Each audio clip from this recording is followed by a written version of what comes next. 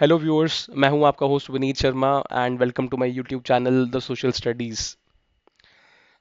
जो सीरीज हम आज कर रहे हैं वो है French revolution episode number 2। Episode 1 हमने कल किया था, आज एपिसोड नंबर हम लोग 2 इसमें कर रहे हैं। एपिसोड 1 में हमने देखा था कि क्रांति होती क्या है, फ्रांस में क्रांति की शुरुआत कब हुई थी, जिस दिन फ्रांस में क्रांति हुई उस दिन पेरिस की सड़क का क्या हाल था, उस दिन बास्तील के किलों को तोड़ा गया था, वहाँ की जेल से कुछ कैदियों को रिहा कराया गया था, और जन आक्रोश के बारे में हमने देखा था। तो इसी सीरीज को आज हम कंटिन्यू करते हैं एपिसोड नंबर 2 के अंदर। एपिसोड 1 अगर आपने नहीं देखा है तो प्लेलिस्ट में आप जाके चेक कर सकते हो, और वीडियो के एंड में मैं उसका लिंक भी दे दूंगा। तो स्टार्ट करते हैं एपिसोड नंबर 2, और आज की शुरुआत करेंगे हम subsistence crisis during the old regime. तो जो फ्रेंच की जो सोसाइटी थी, जो फ्रांस की सोसाइटी थी 1789 से पहले, उस उस दौर को ओल्ड रेजिम के नाम से जाना जाता था। अब इसमें था क्या, 28 मिलियन पॉपुलेशन थी फ्रांस की 1789 के अंदर। और लेकिन जो खेती बाड़ी से जो भी अनाज पैदा होता है, वो वहाँ की जनता का पेट भरने के लिए सफिशिएंट नहीं था। और एक बेसिक प्रिंसिपल हम लोग सब जानते हैं कि जब डिमांड ज़्यादा है, सप्लाई है नहीं, तो वस्तुओं के दाम बढ़ते हैं। तो सेम चीज़ हो रही थी फ्रांस के अंदर भी। वहाँ पे क्योंकि प्रोडक्शन इतना था नहीं जितनी जनता थी, तो जो पाव रोटी उनका स्टेपल फूड था, यानी आमतौर पे जो खाना खाते थे, पाव, वो पाव ब्रेड के रेट बढ़ गए। ठीक है। उसके अलावा दुकानदारों ने होर्डिंग्स करनी शुरू कर दी। वो ब्लैक में बेचते हैं, ये हम लोग सब जानते हैं कि कभी भी हर साल अपने इंडिया में भी ऐसा होता है। ठीक है, मैं आपको ये कोरिलेट करने के लिए समझा रहा हूँ कि साल में देखना एक बार टमाटर 100 के पार जाते जाता है, प्याज भी 100 120 रुपए किलो बिकती है। फिर सरकार कुछ नियंत्रण करती है उसके ऊपर, कुछ ना कुछ अ, अपने रिजर्व में से निकाल के और छापे मार के। तो सेम सिचुएशन फ्रांस की भी थी कि वहाँ पे भी होर्डिंग्स हो रही थी। ठीक है। वस्तुओं के दाम हाई थे। अच्छा, था क्या कि ज़्यादातर जो थर्ड स्टेट के लोग थे वो मजदूर थे, वो फैक्ट्रीज में काम करते थे। तो अब क्या, महंगाई बढ़ रही है, लेकिन जो फैक्ट्री वाले थे, मजदूर जो मालिक थे, वो मजदूरों की तनख्वाह बढ़ा नहीं रहे थे। ठीक है। तो अब क्या है, अब देखो, गरीबी बढ़ती जा रही है, महंगाई बढ़ रही है, तनख्वाह बढ़ नहीं रही है, और गरीबी डेफिनेटली बढ़ेगी उसके बाद। तो सेम चीज़ फ्रांस के अंदर भी हो रही थी। तो वहाँ पे जीने का एक संघर्ष हो चुका था थर्ड स्टेट के ज़्यादातर लोगों के लिए, बिकॉज उनके पास खाने के लिए सफिशिएंट नहीं है, पैसा नहीं है तो खाना भी नहीं है। तो सेम चीज़ वही हो रही थी। अच्छा, ऊपर से क्या, मौसम की मार भी कई बार पड़ती थी। 1788 और 1789 के बीच में जो सर्दी पड़ी थी, उस समय एक्सट्रीम विंटर पड़ी थी, तो जो प्रोडक्शन होना था खेती का, वो उतने सारा खाद्य उत्पाद नहीं सही से हो पाए थे, वो नष्ट हो गए थे। तो ये भी एक कारण था सबसिस्टेंस क्राइसिस का। वो आज की डेट में भी अगर हम कहीं पे भी देखें, लू ज़्यादा पड़ गई, या फसल की कटाई के दौरान बारिश हो गई, तो फसल खराब हो जाती है। तो सेम सिचुएशन फ्रांस में भी थी, फ्रांस भी उस चीज़ से सफ़र कर रहा था। अब बात करते हैं the emergence of social groups in 18th century. अब ये क्या है कि जो 18वीं शताब्दी थी, इसके अंदर कई सारे सोशल ग्रुप्स, यानी कि सामाजिक संगठन उभरे थे। ये मिडिल क्लास जिसको हम लोग बोलते हैं, मिडिल क्लास टर्म वहीं पे था ये, फ्रेंच रेवोल्यूशन के टाइम पे भी। इसमें क्या था कि जो थर्ड स्टेट की सोसाइटी थी, यानी फ्रेंच सोसाइटी का जो थर्ड स्टेट था, तीसरा वर्ग था, उसके ज़्यादातर लोग इसके अंदर सम्मिलित थे। अब है क्या, इसमें भी जो थर्ड स्टेट था उसके अंदर भी कुछ बिजनेसमैन थे।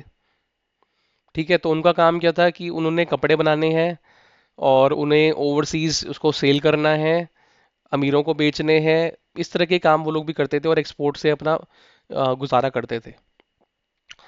इसके अलावा बिजनेसमैन के अलावा कुछ पढ़े लिखे लोग उस समाज में भी थे, जैसे कि वकील थे, टीचर्स थे, एडमिनिस्ट्रेटिव ऑफिशियल्स थे। ठीक है। तो इनका क्या मानना था कि एक ऐसा समाज जिसमें फ्रांस जी रहा था, जिसमें 3 वर्गों में बटा हुआ था, जिसमें कुलीन वर्ग को या पादरी वर्ग को अपने जन्म से ही कुछ अधिकार मिले हुए थे, और वहीं थर्ड स्टेट के अंदर जो लोग जन्मे थे, उनके ऊपर बाउंडेशंस थी कि वही सिर्फ टैक्स देंगे, या सिर्फ वही लोग हैं जो फ्री में गुलामी करेंगे फर्स्ट और सेकंड स्टेट की। तो इस प्रकार के समाज से जो कुछ पढ़े लिखे लोग थे, उनके अंदर एक आग जल रही थी। ठीक है। वो भी चाहते थे कि ये ऐसा कोई भी समाज नहीं होना चाहिए जहाँ पे जन्म के हिसाब से ही आपका भविष्य पूरा तय होगा कि आप किसकी गुलामी करोगे और कौन राजा बन के रहेगा। तो इस प्रकार की जो प्रिविलेज सोसाइटी थी जन्म से, उसके खिलाफ आवाज उठनी शुरू हो गई थी। और ये कुछ फिलोसोफर्स के नाम आप स्क्रीन पे देख रहे हो, John Locke, Jean Jacques Rousseau Rousseau. ठीक है, इन्होंने एक पहले, क्योंकि फिलोसोफर्स थे तो इन्होंने भी एक अपने आइडियाज पहले रखे हुए थे कि एक ऐसा समाज होना चाहिए जिसके अंदर आज़ादी हो, एक ऐसा समाज होना चाहिए जिसके अंदर कानून जो है वो सभी के लिए बराबर होना चाहिए, एक ऐसा समाज होना चाहिए कि जिसके अंदर सभी को अपॉर्चुनिटीज बराबर मिले। ठीक है, कुछ इस प्रकार की फिलोसफीज पहले आ चुकी थी। और दो किताबों के भी नाम इसके अंदर हम लोग जब पढ़ते हैं फ्रेंच रिवॉल्यूशन, तो दो मेजर बुक्स के नाम आते हैं। एक तो है टू ट्रीटीज ऑफ गवर्नमेंट, ये लॉक ने लिखी थी 1689 में। अब आप क्या सोच रहे होगे कि यार अभी हम बात कर रहे हैं 1789 की, बट बुक की बात हो रही है 1689 की। हो सकती है बात, क्योंकि एक जो आइडिया है, एक जो थॉट प्रोसेस है, वो थॉट हमेशा सरवाइव करता है। आज हम 2025 में भी इसके बारे में पढ़ रहे हैं, तो वो तो खाली 100 साल पुरानी बात थी। ठीक है, तो उन्होंने भी ये जो मोनार्की थी, यानी कि एक सिंगल राजा होता था और उसी की सब तानाशाही चलती थी, उसके खिलाफ इस इन्होंने लिखा था, जॉन लॉक ने लिखा था अपनी किताब टू ट्रीटीज ऑफ गवर्नमेंट के अंदर। इसके अलावा the spirits of the laws के बारे में एक मॉन्टेस्क्यू के नाम से भी एक फिलोसोफर थे, इन्होंने भी अ, एक सोसाइटी का एक ऐसा सजेशन दिया था कि जहां पर जो पावर है वो एक आदमी के हाथ में ना रहे, एकीकृत पावर ना हो, यानी कि जो भी शक्तियां हैं वो सिर्फ एक व्यक्ति के अंदर ना हो, वो डिवाइडेड होनी चाहिए। किसमें? लेजिस्लेटिव में, एग्जीक्यूटिव में, जुडिशरी में, यानी कि विधायिका, कार्यपालिका और न्यायपालिका।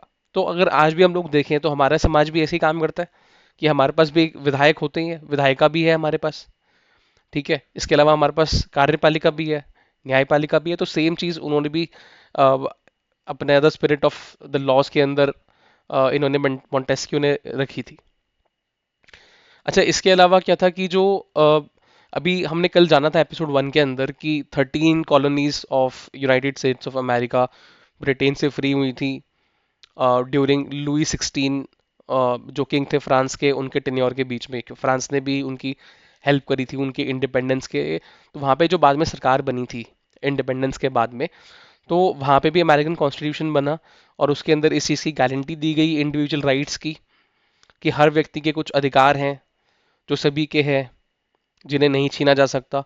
तो ये बहुत बड़ा इम्पैक्ट था फ्रांस की सोसाइटी के ऊपर भी, कि जब हम खुद लोग इस चीज़ से सफ़र कर रहे हैं कि जहाँ पर हमारा समाज भेदभाव रखता है पैसे के हिसाब से, वर्ग के हिसाब से, तो अब क्यों ना उसको ख़त्म किया जाए। तो ये एक जो सोच थी, ये थर्ड एस्टेट के अंदर और कुछ जो भले लोग थे फर्स्ट और सेकंड एस्टेट्स के अंदर भी, उनके मन में पल रही थी। अब होता क्या है कि जो आइडियाज़ हैं, ठीक है, आज की डेट में अगर आपको मैं कोरिलेशन करने के लिए समझाऊं, ठीक है, आप उसको लिंक कर पाओ, तो चाय पे चर्चा हमारे यहाँ बहुत होती है। आप किसी भी थड़ी पे चले जाओ, वहाँ पे राजनीतिक परिवेश के बारे में बात करते हैं आपको लोग मिल जाएंगे। सबके अपने अपने विचार होते हैं, कोई प्रो गवर्नमेंट होता है, कोई एंटी गवर्नमेंट होता है, कोई किसी पॉलिटिकल पार्टी को सपोर्ट करता है। तो सबके अपने अपने विचार होते हैं और सब पे चर्चा होती है। तो सेम उस समय भी एक ऐसा माहौल क्रिएट हो रखा था, उस समय भी ऐसा माहौल था फ्रांस के अंदर भी, कि जो सैलून्स थे वहाँ पे भी इन आइडियाज़ को डिस्कस किया जाता था कि समाज में एक ऐसी सरकार होनी चाहिए जो तीन जिसके अंग हों, कार्यपालिका, न्यायपालिका और विधायिका, सबके अपने अपने फंक्शंस हों, किसी भी एक व्यक्ति के हाथ में पावर ना हो। मोनार्की को बेसिकली वो खत्म करना चाहते थे। अच्छा, दूसरी चीज़ क्या थी कि अब वो जब ये डिस्कशंस होते हैं, 1 से 2 में, 2 से 4 में बात फैलती है, तो पूरे समाज के अंदर अब कहीं ना कहीं जागृति हो चुकी थी कि भैया इस समाज को हमने बदलना है, ऐसे हमें सोसाइटी नहीं चाहिए जहाँ पे सिर्फ थर्ड एस्टेट दबता रहे, सिर्फ थर्ड एस्टेट ही टैक्सेस पे करे और बाकी जो दो वर्ग हैं, पादरी वर्ग और कुलीन वर्ग, वो पूरी लाइफ एंजॉय करते फिरे। ठीक है, और गुलामी का सारा ठेका थर्ड एस्टेट के ऊपर है। तो अब ये आवाज़ें उठनी शुरू हो गई थी। ठीक है, तो अब होता क्या है, हमने कल भी देखा था कि जब लुई 16 ने 1774 यानी 1774 में कार्यभार संभाला था, इन्होंने जो वहाँ के राजा थे, ये फ्रांस के राजा थे 1774 ऑनवर्ड्स। तो जब उन्होंने कार्यभार संभाला तो इन्होंने देखा था कि सरकारी खजाना तो खाली है, ठीक है।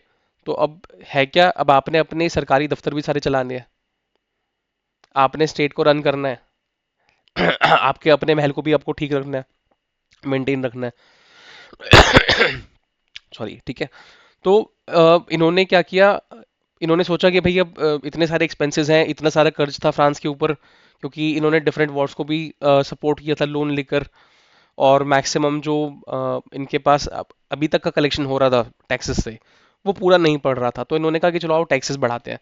लेकिन अब बात ये थी कि टैक्सेस बढ़ाना सीधा राजा के हाथ में नहीं था, जो मनार्क थे उनके हाथ में नहीं था ये चीज़, कि वो अपने आप ही टैक्सेस को बढ़ा सकते हैं।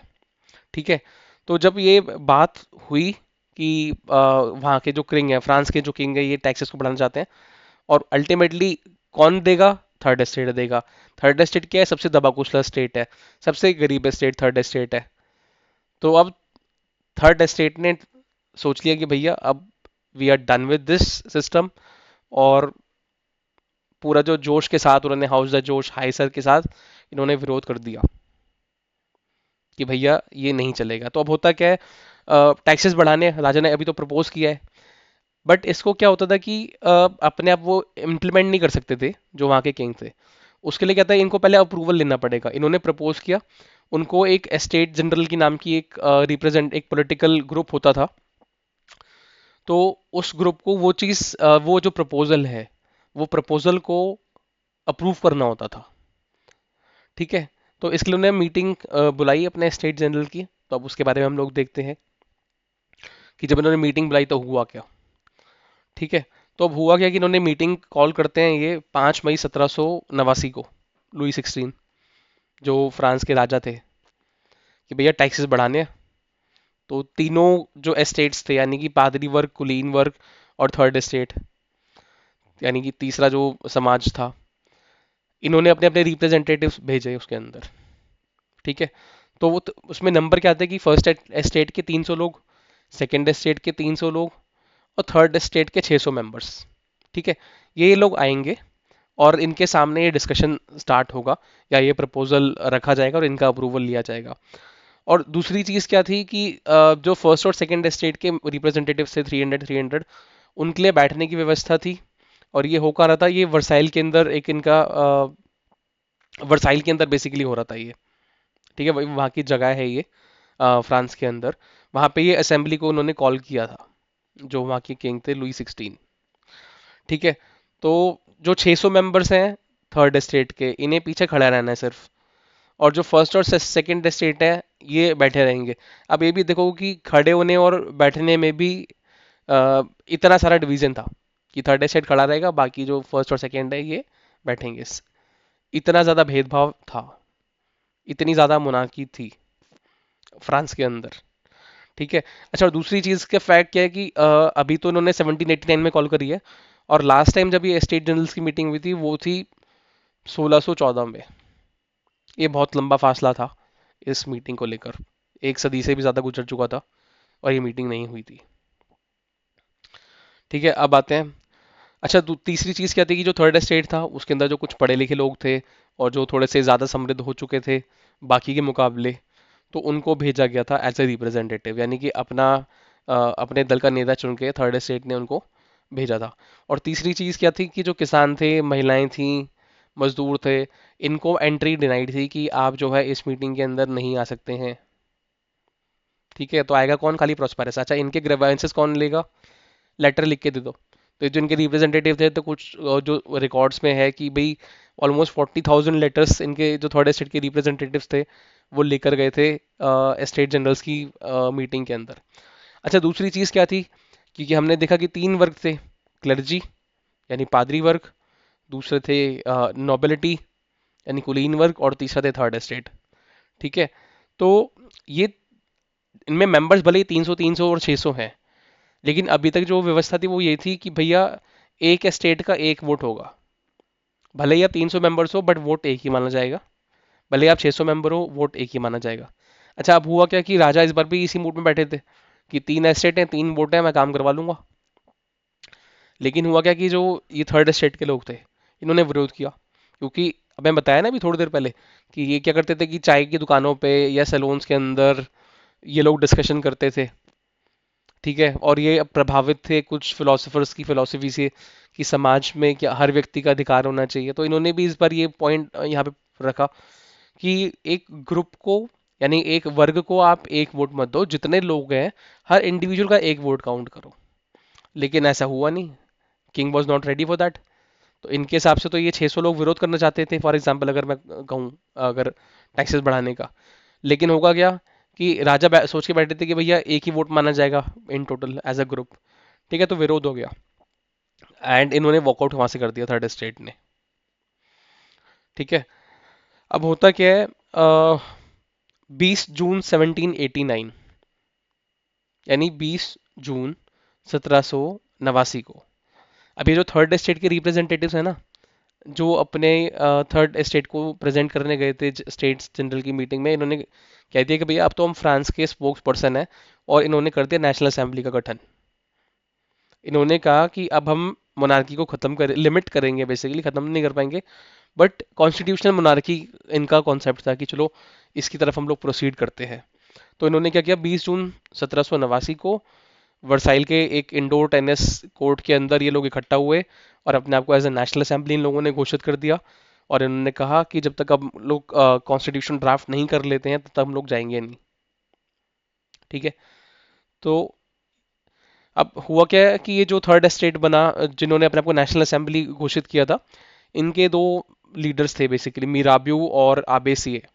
मीराब्यू क्या थे कि ये कुलीन वर्ग के ही व्यक्ति थे, बट ये ऐसा समाज चाहते थे कि जहाँ पर जन्म के साथ उनको जो फ्यूडल प्रिविलेजेस मिले हुए थे ऐसा नहीं होना चाहिए। तो एक कुलीन वर्ग के जो थे मीराब्यू, ये इनकी सोच ये थी कि हर समाज के अंदर हर व्यक्ति को जो है बराबरी का हक होना चाहिए। तो ये इनके लीडर थे, नंबर वन। नंबर टू कौन थे? आबे सीए, इनका नाम था इमानुअल जोसेफ सीए। ओके, और वैसे थे तो पादरी, बट इन्होंने एक इन्फ्लुएंशियल पैम्फलेट छापा था, what is the third estate. और उसके अंदर ये 3 लाइंस थी, मतलब ये जो 3 सेंटेंस आप देख रहे हैं, what is the third estate, और अपने आप ही उसका आंसर लिखा कि एवरीथिंग। अब इसके पीछे की आप सोच देखिए है क्या। सोच ये है कि थर्ड स्टेट जो सबसे दबा कुचला था, उसको कोई कुछ नहीं मानता था, जो फर्स्ट और सेकंड स्टेट वाले थे। ठीक है, सारी प्रताड़ना थर्ड स्टेट की हो रही थी। तो इन्होंने लिखा what is the third state, third state है क्या। ठीक है, यही सोच थी ना फर्स्ट और सेकंड स्टेट वालों की, कि थर्ड स्टेट है क्या। तो उन्होंने कहा थर्ड स्टेट सब कुछ है। What has it been until now in the political order? Nothing. कि अभी तक राजनीति के अंदर इनका कुछ बोलना है ही नहीं। ठीक है, ये खड़े हुए थे अभी जो स्टेट मीटिंग जनरल्स की मीटिंग थी। आप समझ रहे हो इस चीज को, कि इनको बैठने का भी अधिकार नहीं है। इनमें से जो महिलाएं थी उनको भी एंट्री अलाउड नहीं की गई थी, जो गरीब किसान थे उन्हें भी कुछ एंट्री अलाउड नहीं की गई थी।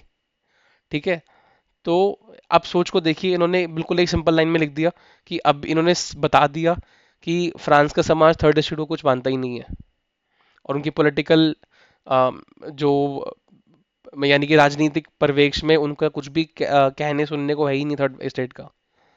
What does it desire to be, और उसका खुद ही आंसर लिख दिया समथिंग, कि अभी थर्ड स्टेट चाहता क्या है, वो क्या होना चाहता है। तो उन्होंने कहा भी कुछ तो होना चाहता है, भले ही सब कुछ ना हो, बट एक अपनी आवाज तो चाहता ही है, कि थर्ड स्टेट की भी एक आवाज होनी चाहिए।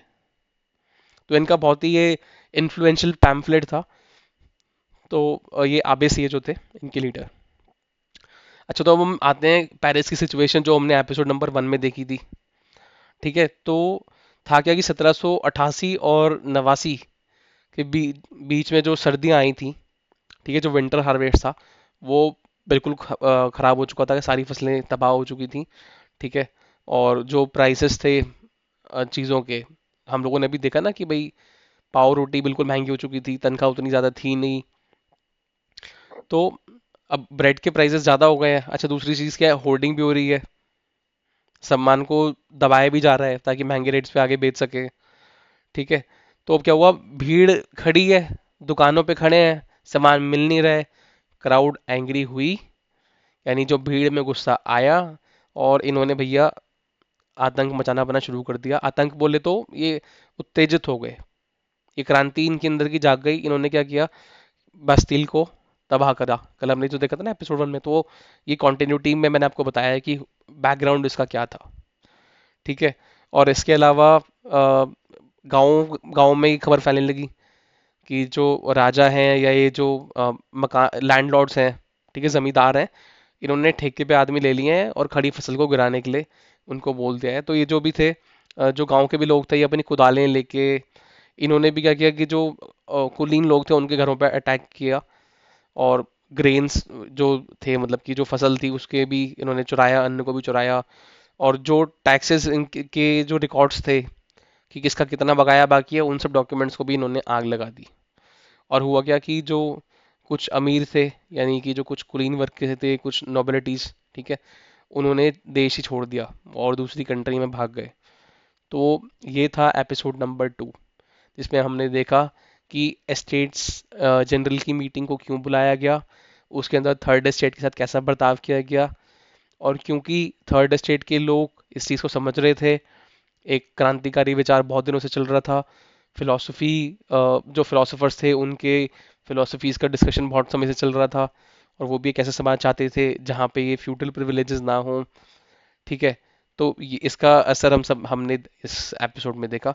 मैं आशा करता हूँ कि आपको ये सीरीज में अभी मज़ा आ रहा होगा। अगर आपको लगता है कि कुछ इम्प्रूवमेंट का स्कोप है तो प्लीज़ कमेंट करके ज़रूर बताइएगा। वीडियो अच्छा लगा हो तो चैनल को सब्सक्राइब कीजिएगा, वीडियो को लाइक कीजिएगा, शेयर कीजिएगा। Thank you.